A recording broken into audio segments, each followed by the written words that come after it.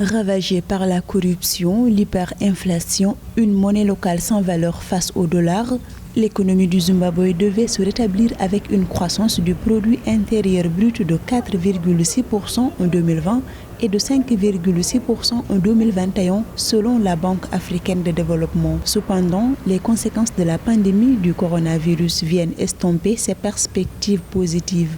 Le pays vise désormais sur l'or pour amorcer un début de sortie de crise. L'économie zimbabwéenne a été fortement affectée par l'embargo décrété vers la fin des années 90, ce qui a entraîné quasiment une inflation non maîtrisable et une dévaluation du dollar zimbabwéen. Il est donc évident aujourd'hui, si le Zimbabwe veut redresser son économie, le Zimbabwe alors peut procéder alors à la mise en place d'une véritable politique monétaire. En optant pour l'or, qui est une valeur refuge et une ressource non renouvelable, le Zimbabwe pourrait résister au choc exogène lié à l'environnement économique international qui s'est dégradé fortement ces derniers mois en raison du Covid-19. Le gouvernement zimbabwéen table sur des revenus annuels issus des exportations minières atteignant plus de 10 milliards d'euros en 2023. La vente de l'or devra notamment porter cette croissance. La Banque centrale du Zimbabwe dispose des réserves monétaires en devises étrangères qui restent très faibles. Donc si le Zimbabwe veut réellement utiliser comme l'or comme valeur refuge, il va falloir procéder à une production massive de l'or et constituer des réserves importantes dans le cadre de sa politique monétaire. Ce qui semble être invraisemblable au regard du trafic illicite qui concerne l'or actuellement au Zimbabwe. Au Zimbabwe, le minier contribue pour environ 70% aux recettes du pays en devises